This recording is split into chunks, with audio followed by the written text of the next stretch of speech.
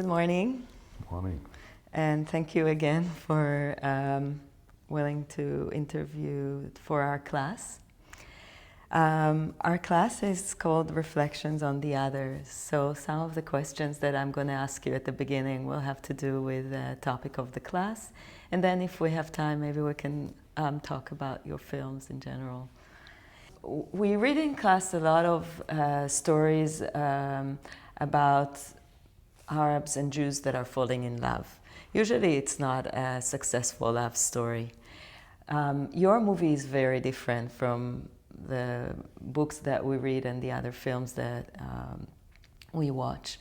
And I wanted to ask you about that.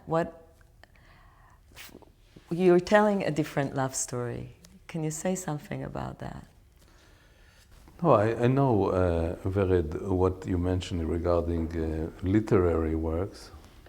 And as you know, there is a very good text by Natan Zach when he did a radio called Kaveh Avir. Mm-hmm. And he says that very often Israeli writers, when they don't know how to end a story, they kill the protagonist, because that's dramatic and that takes care of it. My project was not to kill any protagonist, because it is also a political film in the sense that in this midst of this savagery of the Middle East, I wanted to draw optimal, kind of optimistic point of view. Mm-hmm.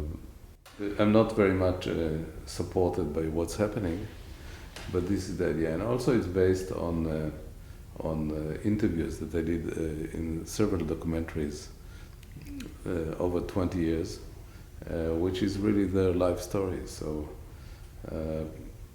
I think that you have enclaves inside the Israeli society where this love exists, and every now and then we even hear, because it becomes a news item, about something happening in the reality. And so this love between Yusuf and Anna, which is the subject of Anna Arabia, is a real story and a possible story. I think that you have even more and more stories of Arab women marrying Israeli guys.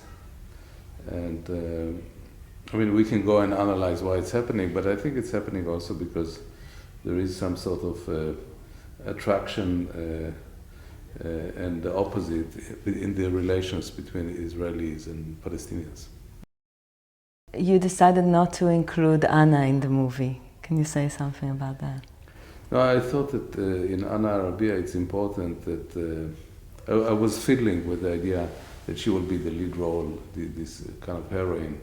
And the more I approached the project, the more I felt that actually her absence would be stronger. So the structure of the film is that you actually have all the figures, all these 7 protagonists, women and men, but she, the lead role, is not there. She's dead. And so the film she's really the subject of the film, but she's not incarnated by an actor. And sometimes it's a technique that I like to do. There is another film which was shown here on the work of my father, called Lullaby to My Father. And my father was an architect coming from the Bauhaus, student of Kandinsky and Mies van der Rohe and other artists of the Bauhaus. And he was jailed and beaten by the Germans, and then finally made his way to Palestine, to Israel. But when I approached the film, I decided finally not to have him represented by an actor. So even in this tribunal, the Nazi tribunal, which I enacted, he's represented by an empty chair. So I think sometimes it is a much more intriguing structure for the narrative of the film. I want to ask you about the way that the space is presented. You said that your father was an architect. You studied architecture, and the choice of presenting this enclave for the entire movie, and then only the last shot gives us an idea of where it is located and the surrounding. Is very interesting. Why did you decide to move the gates only at the end? I mean, again, it's connected to the theme of the film. I think that the only force now for coexistence is the daily life, is the quotidien, is the day-to-day experience. I think even in this country, the big advances which were made against the racism in the US and so on were by the fact that people really met each other. So I think that's very important. And then normally in a much more closed society, enclaves, like you would have the majority of very reactionary Americans, it happens when there are not very many foreigners. The same is in Europe and the same is in Israel, So the daily experience, the understatement, kind of just finding some. Let's say I went to do a checkup in a hospital in Haifa, and the chief of the service was an Arab, and he came down and he said, "Okay, I want to make sure that it is well done because we cannot afford to lose you." So I think that this kind of very day-to-day experiences are really important in education. I don't believe anymore in the current state of the politics of the Middle East that it can produce anything positive. I think they're all nationalists, very attached to ethnocentric missions, each one in its own side. Each group only counts for itself, the rest of the world, they don't care if it blows up. So I think we're in a very explosive situation. And so the only thing which can really bring some sort of understanding is the routine, is the day-to-day experience, meeting people. And so, Vera, to go back to your question, because you went a bit far away, I wanted to install this very day-to-day, the very quotidien, what the French would call experience, that people meet in this enclave. And when they meet in this enclave, they have a very casual and normal relationship. And to do that, I needed this space, which is really built by the people itself. It's a kind of a vernacular space. Maybe the last enclave not yet taken by real estate pressures from Tel Aviv towards Jaffa. And they really built their own homes by themselves. So in a way, the environment itself, like the people, are very original. They have this tree, as I said yesterday. If it was up to an engineer, he would cut it down because it disturbs the access. But they love this tree. It gives shade in the summer, and it's even physically, it's very beautiful. And so only in the end, like you say, at the end of the shot, because it's a one shot, the film, the camera kind of comes up and we discover the context, where it is between some shikunim, some mass public housing, some kind of bricolage of environment. And for me, this is right now the thing which is touching. I don't care about the Temple of Solomon and not the great edifice of the Disneyland of Jerusalem with all the religions and the sects fighting for each millimeter. I'm much more impressed by very simple human tissue. We enter this space with the help of a reporter. Why choose a female, young, and a reporter to take us into the space? I mean, first of all, the original issue which brought me to make this film was discovered by a woman reporter. So in that sense, it's coherent with my research of it. But I also wanted Yuval Sharf, who does this role with great elegance. I wanted her to mark that she's a stranger, that she's dressed like a modern woman in Tel Aviv, that she's not part of this community. I think we need to install this distance so the reporter is not pretending that they live the life of this community. There is some sort of a distance created, and for me, this is the way I see things when I make films, when my colleagues make films, and also journalists. When I don't like the fake notion that if they have a sympathy to a certain community and they make a good story about it, then they become members of the community. And so I wanted to mark her slight distance. The view of the outsider. Yeah. There are really beautiful moments in which you take her out of the enclave and she's speaking on the phone with people from her community, and you can see how she looks at this enclave and she thinks that people there are interesting and it's all exciting, and the feeling that it's an other is very clear, not in a bad way, but just this distance becomes really clear. Yeah. Anyway, that's the subject of your class, the view of the other. Yeah, so that's what important. Yeah, it's really interesting for us to see. Yeah. So you bring her in. She's an other. She's an outsider. You're interested in this interactions, small interactions, but there isn't really a dialogue between the two narratives. She's more of a listener. When people say things that are a little bit difficult to hear, she moves her head to the side or she looks the other way. And it made me think also of this conversation, I don't know if you can even call it a conversation, between you and an Arab man in Carmel, where you talk about completely different things, different narratives, and you talk to each other, but nobody is really listening. So is this part of not presenting a very positive, idealistic, utopic picture of the conflict? Do you think there isn't a dialogue? I mean, definitely, I think that part of the big problem is a lack of dialogue. So each side is camping on his ideas and values and missions and so on. And the forces in both societies which are interested to create dialogues are diminishing very quickly. And also the events, the day-to-day events, they kind of reinforce this kind of exclusion of the other. So I think that that's the state we are in, and it is an extremely dangerous state. I think that Europe spent 2 major world wars savaging the older continent because they didn't have any notion of the other.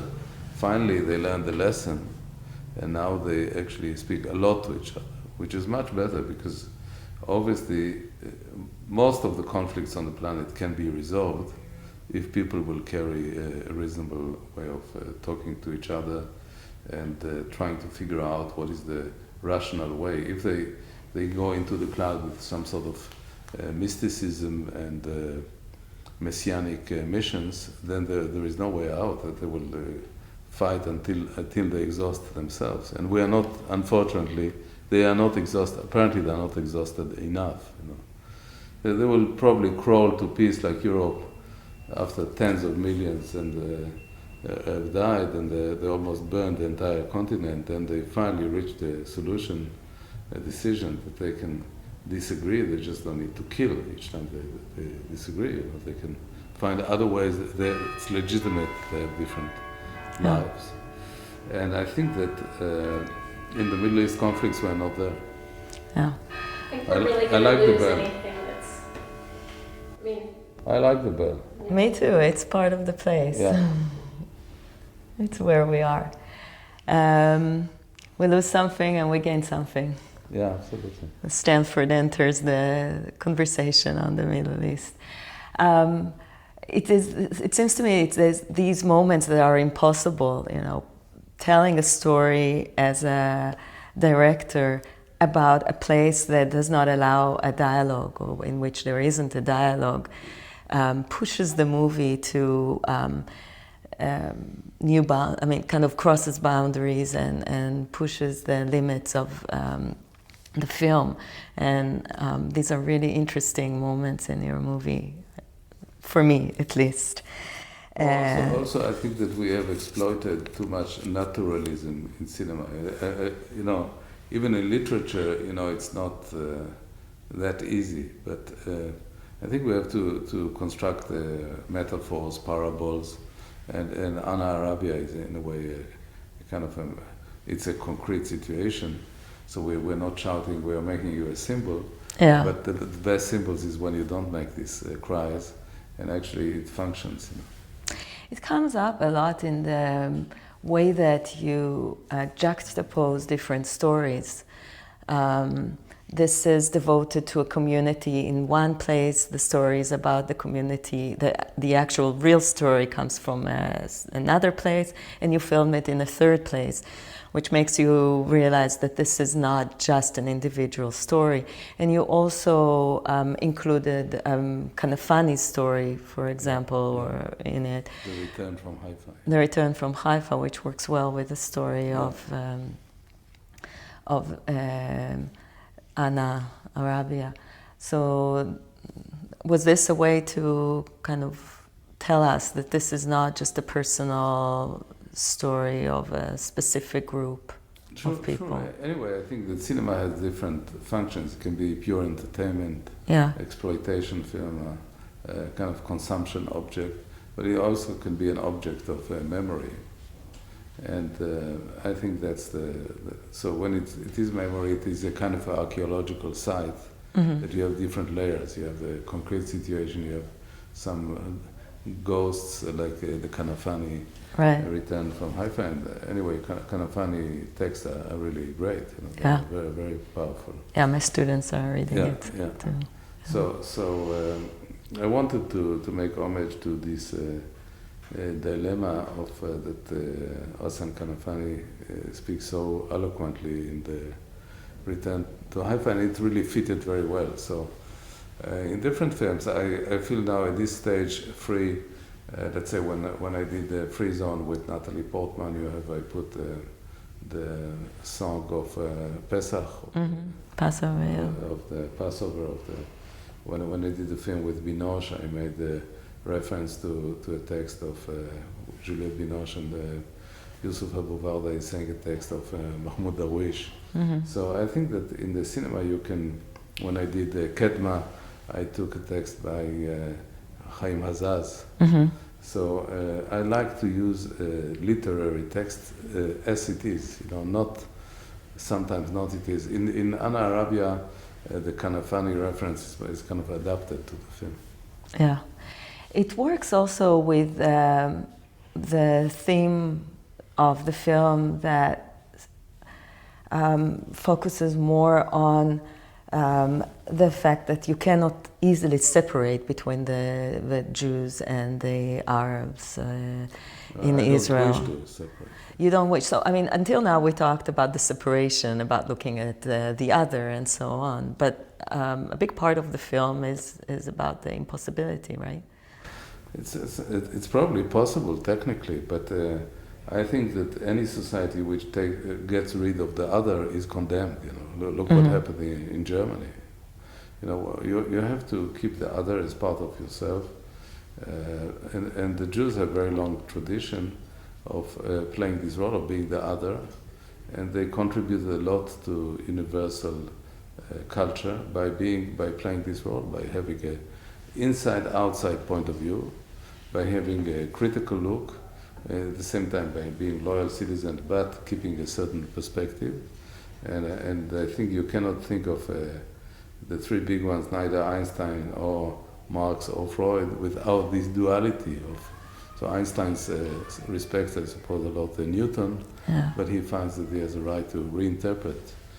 And so I think that the voices inside the Israeli society who call for the exclusion of Arabs will destroy the Israeli society. So even in some version, even the very rigid vision of a two-state solution, when it is only spoken about ethnical divisions, I think it's problematic. You know, you have to accept the other as part of yourself.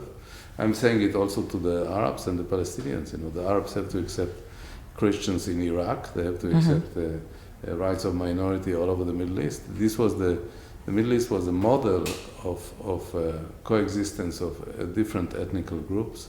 I mean, look at the great text of Qaddafi and in Alexandria and so on. So I don't think that we, the Israelis, have even to 1 second to contemplate this idea. I think it will be a disaster. And the film, that's why the film wants to install this friendship, Jewish-Arab friendship. And like I said yesterday, the idea of shooting the entire film in one shot of 81 minutes without any cut, no cut, 81 minutes, is a translation to the, because if I say politically, I don't want to cut relations between Jews and Arabs, and I translate it to my language, to cinema. In the syntax of cinema, I don't cut. So it is one shot, 81 minutes, which is, as our colleague know, it is very easy to say, but it is much more difficult to do, because the technology, you have to get the technology, your crew has to be very, they have to adhere to the project, they have to find technical solutions. The steady camera should stay alive after carrying very heavy cameras for 81 minutes. So it's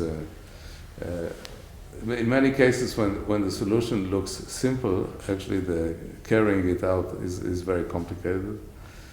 It was very interesting for me to see that you referred to the person that is actually videotaping us, because this is what you do a lot in your film. You make it impossible for us as the audience to forget that this is a representation of something. How important it is for you that the audience will remember that this is fiction, or at some point that this is somebody's point of view, that you are here telling a certain story your way. You also combine a lot fiction and non-fiction elements. Helps create I think, effect. First of all, it is very important. I often actually cast my crew before I cast my actors, because you need people who will solicitate to these missions, the kind of not very conventional cinema forms, and you really need people to feel that they really want to do it. I mean, just to go back to An Arabia, the steady camera, after doing the first 2 takes, was flat on his back. So we had to bring an acupuncture to try to relieve him from his pains. And then he said, Amos, it's still very painful. So I said to him, okay, what would you like me to call somebody else? He said, yes. The moment he saw the other steady coming approacher, he stood up and he said, no, I'm fine. I want to do it. It's such a rare occasion to do a complete film in one shot. It actually almost doesn't exist in the history of cinema. So I'm not going to give it up, So it means that the crew is not strictly technical people like we used to relate to them, looking at the union hours and stuff like that. They really like it completes something in the individual desire of them to do something interesting, and then you have a good crew. And I think in most of my films, I would say all my films, is the first concern, because sometimes we'll eat badly, we'll sleep badly, we'll travel to all sorts of strange places, and you need really their talent also. I mean, cinema, like architecture, is you actually have to confederate, to solicitate, to mobilize the goodwill of the other people. It's not just you. We get too much credits in my mind, and I think I learned it, by going with. When my father took me to construction sites, I would see, because he didn't talk to me until he knew that he was dying, because he died many years ago. He didn't talk to me about his meeting with Kandinsky or Gropius or Paul Klee and so on. He wanted me to see how he speaks to a carpenter in a little shikun somewhere, and the way that he has to if he wants really good details of architecture, he has to federate these people. So including the process inside the film is important. Yeah. And that's the second very good remark that you said, is that actually I like people to be aware of the fact that it is a recorded session, that it's in some films, if you'll show more films, you will see it's kind of a theme of the films, and that it's part of the Rosa Credi. Sometimes, so you actually sometimes even see the people. So you create a Brechtian distance as part of the object of the film. Mm-hmm. That's very interesting. And you know, a lot of people ask you in interviews about film and architecture, film and photography, and I would like to ask you about film and poetry, or the poetic moment, because there are these moments in your film, not only that you make us aware that this is a film, you also create this moment that require a lot of attention. You slow down our rhythm, our normal rhythm in life, and make us listen. Sometimes there is even a silent moment, or kind of a focus on something that makes us not only think, but also look attentively. Mm-hmm. How difficult it is to do it today in a world that is working in a completely different rhythm, where attention span is really short. Do you feel that you work against it, or is this some kind of answer to what's happening in film now in general? I mean, both. I think there is too much information and not enough knowledge.